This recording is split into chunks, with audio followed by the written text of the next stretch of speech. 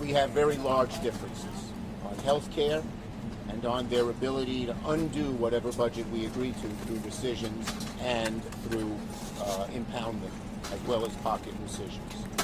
And I think for the first time, the President heard our objections and heard why we needed a bipartisan bill. Their bill has not one iota of Democratic input. That is never how we've done this before. When I was leader, we negotiated 4 times with Republicans, and we never had a shutdown. And so it's up to the Republicans whether they want to shut down or not. We've made to the President some proposals. Our Republican leaders will have to talk to them about them, but ultimately he's the decision maker. And if he will accept some of the things we asked, which we think the American people are for, on health care and on rescissions, he can avoid a shutdown. But there are still large differences between us. There was a frank and direct discussion with the President of the United States and Republican leaders, but significant and meaningful differences remain. Democrats are fighting to protect the health care of the American people, and we are not going to support a partisan Republican spending bill that continues to gut the health care of everyday Americans. Period. Full stop. There's a Republican-caused healthcare crisis that is causing hospitals and nursing homes and community-based health clinics all across the country, in rural America, urban America, small-town America, the heartland of America, and black and brown communities throughout this country. And that crisis is happening right now. And that's why we believe there is urgency to both keeping the government open, reaching a bipartisan spending agreement that actually meets the needs of the American people in terms of their health, their safety, their economic well-being and quality of life, while also addressing the dangerous Republican healthcare crisis. We laid out to the President some of the consequences of what's happening in health care. And by his face and by the way he looked, I think he heard about them for the first time. The closing of rural hospitals. The fact that so many clinics are closing. And I don't know if he knew this before, but the fact that people will pay $4,000 more a year, $400 more a month, close to $5,000 more a year on their health care premiums if we don't do anything. And people don't know what to do. The average working family can't afford that. I told him how I met a mother who was crying to me because her daughter had cancer. And what has happened with health care, with what they have done, she's going to watch her daughter suffer and maybe die. And so he seemed to, for the first time, understand the magnitude of this crisis, and we hope he'll talk to the Republican leaders and tell them we need bipartisan input on health care, on rescissions, into their bill. Their bill does not have these, they never talk to us. Thune didn't negotiate with me. Johnson didn't negotiate with Hakeem. And on the key issues, the Appropriations Committee, which has talked about 3 of the smaller bills, they're good bills, they said the appropriators couldn't agree and said kick it up to the 4 leaders. They still haven't talked. And let me say, we're deadly serious about addressing the Republican-caused healthcare crisis because it's a deadly serious issue for the American people. Largest cut to Medicaid in American history. Hospitals, nursing homes, and community-based health clinics closing right now. The fact that more than 20 million Americans are on the brink of experiencing dramatically increased premiums, co-pays, and deductibles because of the Republican refusal to extend the Affordable Care Act tax credits, which benefit working-class Americans. And we pointed that out. I pointed that out. Working-class Americans, their health care, that's what we're fighting to preserve, to defend, and to strengthen.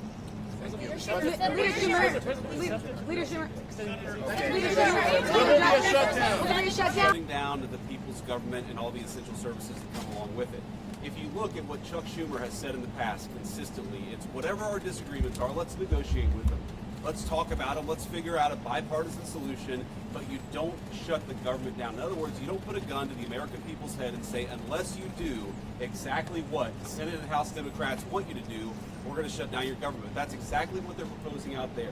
Now we have to remember, they're very frustrated. They say that they're very frustrated about the fact that this negotiation has not taken place until today. But if you look at the original thing they did with this negotiation, it was a $1.5 trillion spending package, basically saying to the American people, we want to give massive amounts of money, hundreds of billions of dollars to illegal aliens for their health care, while Americans are struggling to pay their health care bills. That was their initial foray into this negotiation.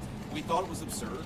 We told them it was absurd, and now they come in here saying that if you don't give us everything that we want, we're going to shut down the government. We think that's preposterous. We think it's totally unacceptable, and we think the American people are going to suffer because these guys won't do the right thing. Now, I want to make one final point here.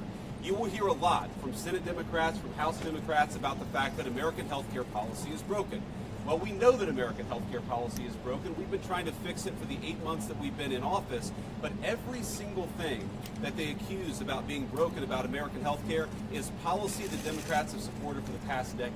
So if they want to talk about how to fix American health care policy, let's do it. The Speaker would love to do it. The Senate Majority Leader would love to do it. Let's work on it together.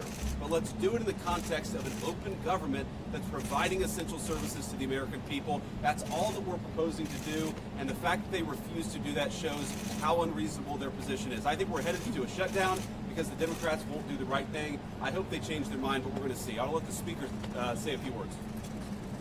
Thank you, Vice President Vance. I want to thank the President as well.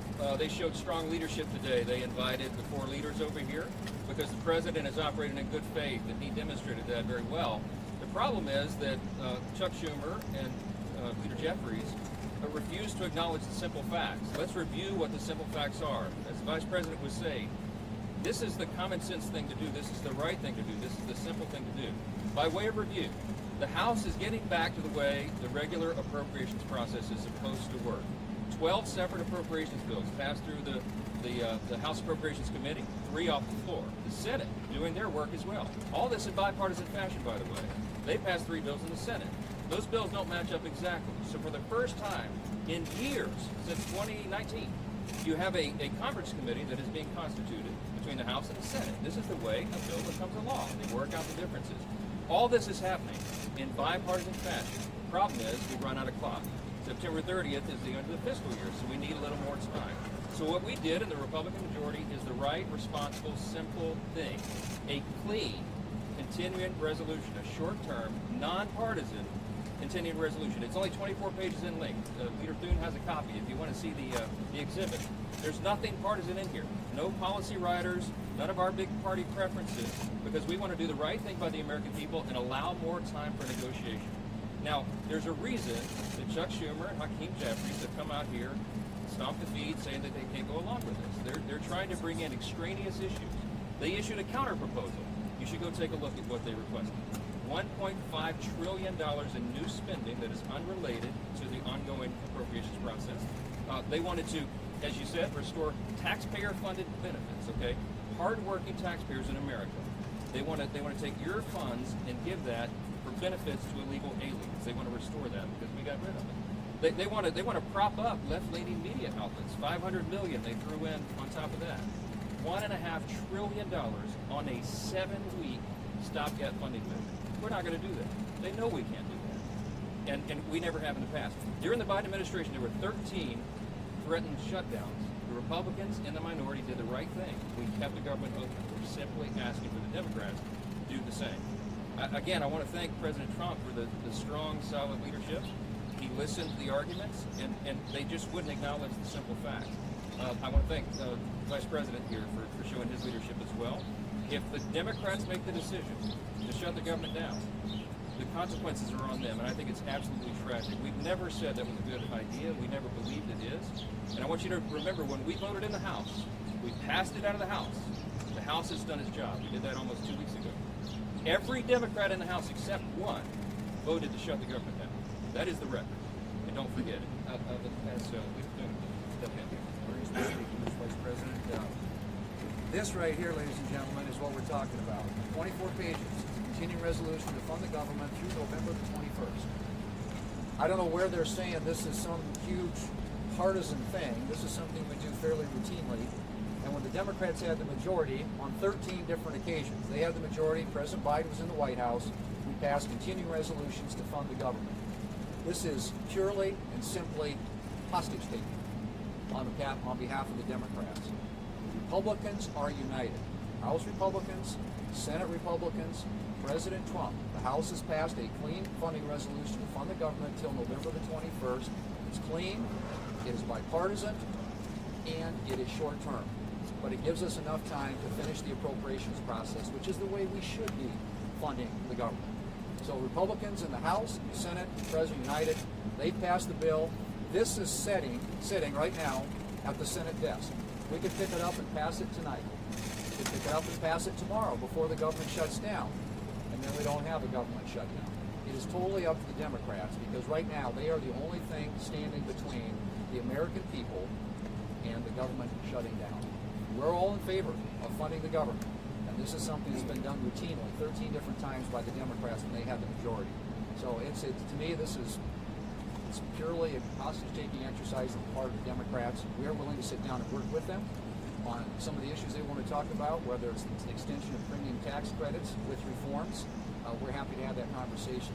But as of right now, this is a hijacking of the American people, and it's the American people who are going to pay the price. Can you Mr. Vice President? Sure. We want to keep this government open. It is not good for the American people to have the government shut down for any period of time. We will manage it appropriately, but it is something that can all be avoided. It can all be avoided by accepting a reasonable position, which is what the House has passed and which sits at the Senate desk, which is to continue to fund the government with a short-term continuing resolution. It has never been a viewpoint that $1.5 trillion is a reasonable amount of spending to be included on a short-term CR. This is hostage-taking. It is not something that we are going to accept, and we hope that the Democrats come back to the brink, fund this government, and allow us to move forward. Thank you. Right. Mr. Vice President, so just to be clear, is there room for negotiation here with Democrats? And you mentioned you believe that we are headed toward a government shutdown. Is the federal government preparing to fire federal workers if the government does indeed shut down? Well, first of all, we have to keep essential services functioning as well as possible if the Democrats shut down the government, and Russ has been tasked with making sure that's possible. Now, you asked about negotiations. One of the things I admired about the president, but frankly the entire team's approach during the conversation we just had with Chuck Schumer and Hakeem Jeffries was, they have some crazy ideas. Giving taxpayer money to illegal aliens for health care, that's a crazy idea. Funding transgender surgeries in Peru, that's a crazy idea. But they had some ideas that I actually thought were reasonable, and they had some ideas that the president thought was reasonable. What's not reasonable is to hold those ideas as leverage and to shut down the government unless we give you everything that you want. There were multiple times where Leader Jeffries or Leader Schumer would say, you know what, we should be doing this, and the President of the United States would say, yeah, absolutely, let's have that conversation, but we're going to do it in the context of the people's government being open. We're not going to let you take the people's government hostage and then give you everything that you want. And that's really the state of the negotiation. Yeah, let's have a conversation. Let's have a negotiation. But we're not going to shut down the government because we won't give the Democrats everything that they want. Can you respond to what Senator Schumer said, that there were aspects about health care ending for certain people that the president was learning about for the first time at that meeting? And was the president open to a deal on the ACA subsidies?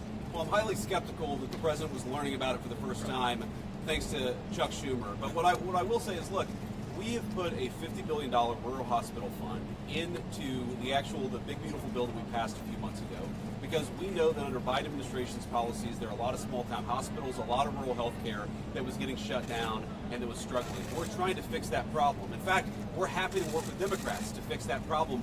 We want to work across the aisle to make sure that people have access to good health care. We are not going to let Democrats shut down the government, take a hostage, unless we give them everything that they want. That's not how the people's government has ever worked. That's certainly not how it's going to work under the Trump administration.